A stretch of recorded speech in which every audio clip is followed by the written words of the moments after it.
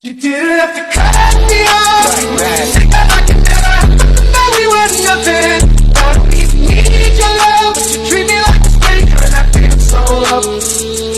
Yeah, so low.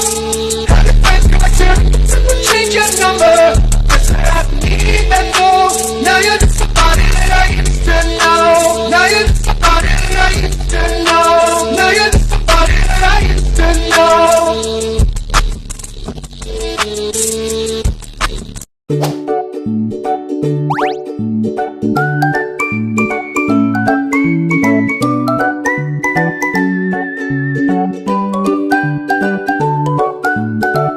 Hai semuanya, perkenalkan nama aku Siti Sarasyada dari Prodi Sastra Indonesia dengan NIM 2514016002.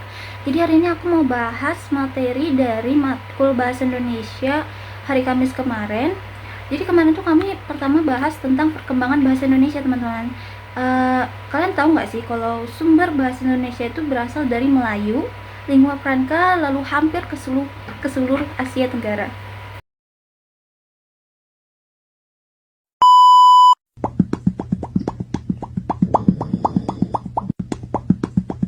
Terus teman-teman tahu nggak sih apa fungsi dari bahasa Melayu pada zaman Kerajaan Sriwijaya?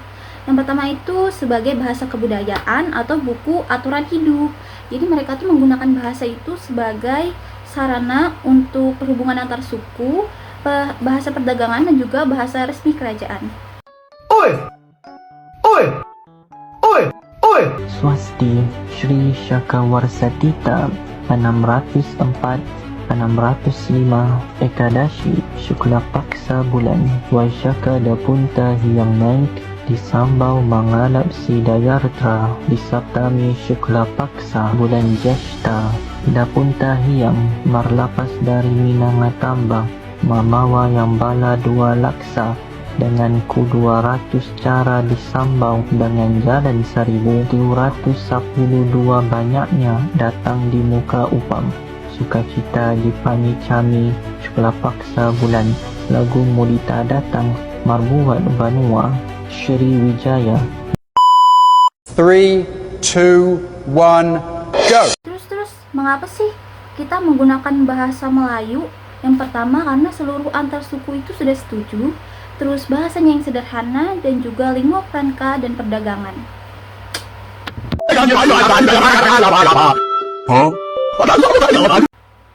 Terus, kapan sih peresmian penggunaan bahasa Indonesia? Kalian pasti nggak terlalu tahu ya, tapi peresmian penggunaan bahasa Indonesia itu terjadi pada saat Sumpah Pemuda di tanggal 28 Oktober 1928. A few moments later, a few minutes later. Sumpah Pemuda! Satu, kami putra dan putri Indonesia mengaku bertumpah darah yang satu, tanah Indonesia. Dua, kami putra dan putri Indonesia mengaku berbangsa yang satu, bangsa Indonesia. Tiga, kami putra dan putri Indonesia menjunjung bahasa persatuan, bahasa Indonesia.